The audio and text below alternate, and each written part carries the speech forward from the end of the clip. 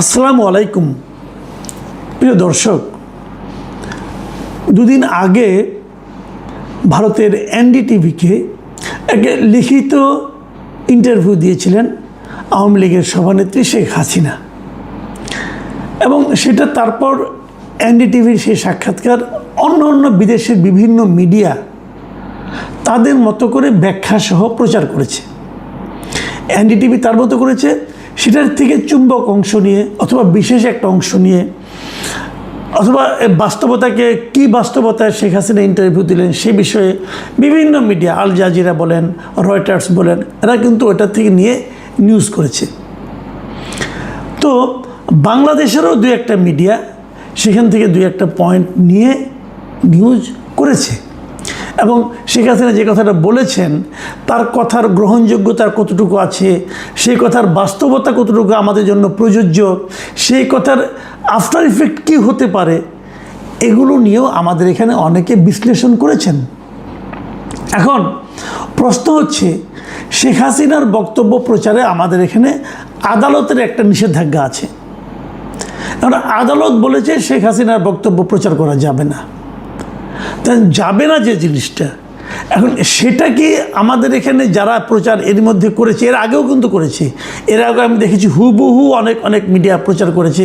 এটা নিয়ে আমিও প্রশ্ন তুলেছি যে আমরা তাহলে কোনটা মানব, আদালতের নির্দেশনা কতটুকু পর্যন্ত, মানে কোনটুকু আদালতের নির্দেশনা, মানে শেখ হাসিনা যা বলেছে হুবহু সেটা প্রচার করা যাবে না, অথবা শেখ হাসিনা কিছু একটা করলো, ধরা যাক উদাহরণ দিয়ে বলি, শেখ হাসিনা অসুস্থ হয়ে পড়েছে ইন্ডিয়াতে, এই খবরটাকে আমি দিতে পারবো? অথবা ধরা যাক শেখ হাসিনা মারাই গেলেন ইন্ডিয়াতে, এটাকে আমি দিতে পারবো? অথবা ধরেন শেখ হাসিনা ইন্ডিয়া থেকে আমেরিকা চলে গেলেন, অথবা ইন্ডিয়া তাকে অন্য কোনো দেশে পাঠিয়ে দিল, সেই খবরটাকে আমি দিতে পারবো? এবং ইন্ডিয়া ত্যাগ করার সময় উনি কি কথা বললেন সেটাকে আমি লিখতে পারবো? দেখুন, এই যে সীমারেখাটা, এটা ডিটেল থাকা দরকার। না থাকলে কি হবে, না থাকলে আমি তো বুঝতে পারবো না যে কতটুকু আমার অপরাধ, নাকি এমন হবে যে শেখ হাসিনার নামটাই উচ্চারণ করা যাবে না, এটাও কিন্তু হতে পারে। আমার মনে আছে অনেকদিন আগে এটা ঘটনা শুনেছিলাম, এটা ঘটনা নয় কৌতুক, আমি ঠিক কনফার্ম হয়ে বলতে পারবো না, বাট শুনেছিলাম। সেটা হলো 91 সালে যখন নাকি এরশাদ সাহেবের পতন হলো, এরশাদের পতনের পর নতুন 91 সালে ক্ষমতায় আসলেন বেগম খালেদা জিয়া সরকার, এবং তখন নাকি ওই যে বিভিন্ন রাষ্ট্রীয় অনুষ্ঠানে দেখবেন আপনার মৌলভী সাহেবরা একটা মোনাজাত ধরেন, অথবা কোরআন তেলাওয়াত করেন, কোরআন তেলাওয়াত করে ওনারা এটা আবার বঙ্গানুবাদ করেন অথবা ব্যাখ্যা করেন। তো ওইখানে কিন্তু বলেন যে এখানে এরশাদ হচ্ছে এরকম, মানে এরশাদ মানে এটা ব্যাখ্যা হচ্ছে, অনুবাদ হচ্ছে এরকম। তখন নাকি একবার বলা হয়েছিল যে এরশাদ নামটাই নেওয়া যাবে না, যেহেতু এরশাদের পতনের পর আমরা হয়েছি, পতনের পর নতুন সরকার এসেছে, অতএব সরকারি অনুষ্ঠানে মৌলভী সাহেবদেরকে বলে দেওয়া হয়েছিল আপনারা এরশাদ শব্দের উচ্চারণ করবেন না, অন্য কোনো বিকল্প শব্দ ব্যবহার করবেন।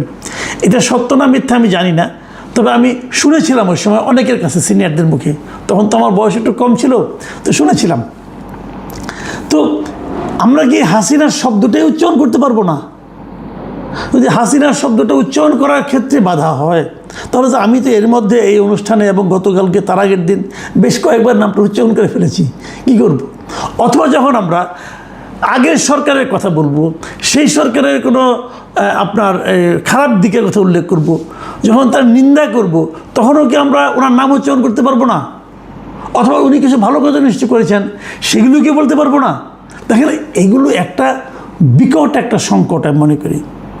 কারণ সীমারেখাটা আপনাদের বলে দেওয়া উচিত। আপনি তো বলবেন এত কথা বলার দরকার কি ভাই, তোমার সীমারেখা নিয়ে তোমার কেউ প্রশ্ন করছে? হ্যাঁ, করেছে। আজকে সরকারের যে বিভিন্ন রকম সাফল্যের কথা বলতে যে একটা প্রেস ব্রিফিংয়ে সরকারের একজন খুবই গুরুত্বপূর্ণ ব্যক্তি, প্রধানমন্ত্রী তথ্য বিষয়ক উপদেষ্টা ডাক্তার জাহিদুর রহমান কিছু কথা বলেছেন। তিনি যে কথাটা বলেছেন আমি আপনাদের আগে পড়ে শোনাই, শুনুন উনি কী বলেছেন। উনি বলেছেন যে শেখ হাসিনার যে সাক্ষাৎকারের কিছু অংশ আমাদের গণমাধ্যমে প্রচার হয়েছে, এই প্রসঙ্গে সাংবাদিকদের প্রশ্নের উত্তরে উনি বলেছেন যে অনেক মিডিয়া এই কাজ করছে, তারা আদালতের নির্দেশনা মানছেন না, এটা একটা বাস্তবতা। তথ্য মন্ত্রণালয় প্রাথমিকভাবে গণমাধ্যমকে আহ্বান জানাচ্ছে তারা যেন এই কাজটি না করেন। প্রয়োজনে বিষয়টি আনুষ্ঠানিকভাবেও জানানো হবে। মানে গণমাধ্যমগুলোকে তথ্য মন্ত্রণালয় জানিয়েছেন আপনারা এই কাজটা করবেন না, মানে শেখ হাসিনার সাক্ষাৎকার বিষয়টা প্রচার করবেন না। খেয়াল করেন, কিন্তু তারা প্রাথমিকভাবে জানিয়েছেন, পরে আনুষ্ঠানিকভাবে জানাবেন। আচ্ছা, ধরা যাক প্রাথমিকভাবে জানানোতেই কোনো গণমাধ্যম শেখ হাসিনা সংক্রান্ত কোনো নিউজ প্রচার করলো না, কিন্তু সোশ্যাল মিডিয়া কি বসে থাকবে? ইউটিউব কি বসে থাকবে? ইন্ডিয়ান মিডিয়া কি বসে থাকবে? আল জাজিরা, রয়টার্স তারা কি বসে থাকবে? এএফপি কি বসে থাকবে? তারা তো প্রচার করবে। এখন তারা যদি প্রচার করে, সোশ্যাল মিডিয়ায় পাওয়া যাচ্ছে, ফেসবুকে পাওয়া যাচ্ছে, ইউটিউবে পাওয়া যাচ্ছে, কিন্তু আমাদের যে মিডিয়াগুলো আছে, আমাদের দেশে যে টেলিভিশনগুলো আছে, আমাদের দেশে যে পত্রিকাগুলো আছে, সেখানে পাওয়া যাচ্ছে না। তাহলে এই পত্রিকাগুলো কি প্রতিযোগিতায় পিছিয়ে যাবে না? এমনিই তো তাদের সবসময় একটা কম্পিটিশনের মধ্যে থাকতে হয়। এখন লোকে কি ভাববে, ভাই পত্রিকা পড়ে কোনো লাভ নাই, বাংলাদেশের টেলিভিশন দেখে কোনো লাভ নাই, কারণ এরা তো শেখ হাসিনার খবরই দিতে পারে না, এরা তো কোনো খবরই দিতে পারে না, এরা আরও কত খবর বন্ধ করে কে জানে। তাহলে তথ্য মন্ত্রণালয় যেখানে আমাদের সংবাদ মাধ্যমকে, আমাদের গণমাধ্যমগুলিকে আন্তর্জাতিক গণমাধ্যমের সঙ্গেও টেক্কা দেওয়ার মতো বাস্তবতা তারা তৈরি করতে পারে, খবর দ্বারা পরিবেশন করতে পারে, সেক্ষেত্রে সরকার যেখানে হেল্প করবে, তো হেল্প না করে তারা বরং বিরোধিতা করতেছে, তারা বরং এদের সামনে একটা প্রতিবন্ধকতা তৈরি করতেছে। কিন্তু বিদেশি সংবাদ মাধ্যমের সামনে কোনো প্রতিবন্ধকতা নেই। তো লোকজন আজকাল তো অনলাইনের যুগ রে ভাই, আমার মোবাইলে বসে আমি আল জাজিরা দেখতে পারি, আমার মোবাইলে বসে আমি রয়টার্স দেখতে পারি, আমার মোবাইলের টিপ দিয়ে আমি এনডিটিভিও দেখতে পারি। তাহলে তো আমি ওটাই দেখবো, মূলটাই দেখবো, এখানে আমি আসবো কেন? কারণ এখানে তো এটা কোনো ব্যাখ্যা করা যাবে না। এই জায়গাটিতে কিন্তু বুঝতে হবে। দেখেন, উনি একটু কিঞ্চিত একটা ছোট্ট হুমকিও দিয়েছেন। উনি বলেছেন এই বিষয়ে সরকার এখনই খুব কঠোর অবস্থানে যাচ্ছে না, কিন্তু গণমাধ্যমের আইন ও আদালতের নির্দেশনার প্রতি শ্রদ্ধাশীল থাকা উচিত। ভবিষ্যতে প্রয়োজন হলে ব্যবস্থা নেওয়ার কথাও ভাবা যেতে পারে। মানে আমি এখনই কোনো কঠোর অবস্থানে যাচ্ছি না, কিন্তু যেতেও পারি। এটা কিন্তু এক ধরনের হুমকি। প্রশ্ন হচ্ছে, যদি যাওয়ার মতো ঘটনা হয়, আপনি এখনই যাবেন না কেন? আপনি এখন আমাকে অল্প অল্প করে ছাড় দিচ্ছেন, তো ছাড় দেওয়ার কারণে আমি প্রচার করছি। কিন্তু আপনারা যখন নাকি ক্ষতি মনে করবেন, আপনি যখন মনে করবেন যে জনগণ তো আমার বিপক্ষে চলে যাচ্ছে, জনগণ তো ওই ভদ্রমহিলার পক্ষে চলে যাচ্ছে, তখন আপনি টাইট দিবেন। তাহলে তো হলো না। আমি তো এইভাবে করে করে অভ্যস্ত হয়ে গেছি, আপনি হঠাৎ করে আমাকে টাইট দিবেন কেন?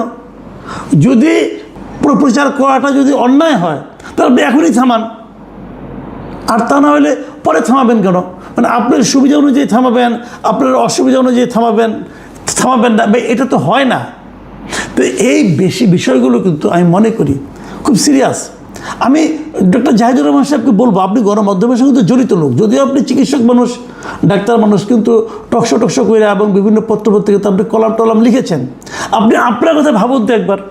আপনি তো আগে বিএনপি করতেন না রে ভাই, আগে তো করতেন হলো আপনার নাগরিক ঐক্য, এই মাহমুদুর রহমান মান্নার দল। তারপর অন্তর্বর্তীকালীন সরকারের সময় তাদেরকে সাপোর্ট করেছেন, আবার নতুন সরকার আসার পর তাদেরকে সাপোর্ট করছেন এবং তাদের সঙ্গে কাজ করছেন, তাদের সরকারের পার্ট হয়ে গেছেন। কিন্তু আপনি যখন আওয়ামী লীগে আপনি যখন কলাম লিখতেন, তখন যদি এ ধরনের কঠিন আইন থাকতো যে আমি এখন কিছু বলছি না, ছাড় দিচ্ছি, পরে কিন্তু আপনাকে ধরবো, কেমন লাগতো আপনার কাছে বলেন? তখন যখন আপনি টেলিভিশন টকশোতে বলতেন কথাবার্তা, সব কথা কি ওই সরকারের পক্ষে যেত না তো? তাতে কি সরকার আপনাকে ধরে নিয়ে গিয়েছিল? আওয়ামী লীগ সরকার নিয়ে তো যায়নি ভাই, আপনি তো মুক্ত ছিলেন। আমিও বলেছি, আমিও মুক্ত ছিলাম, আমরা তো ওই সরকারের সমালোচনা করতাম। তাহলে আপনারা কেন আওয়ামী লীগের যে কাজগুলো সেই জায়গায় নিজেকে প্রতিস্থাপিত করার চেষ্টা করছেন?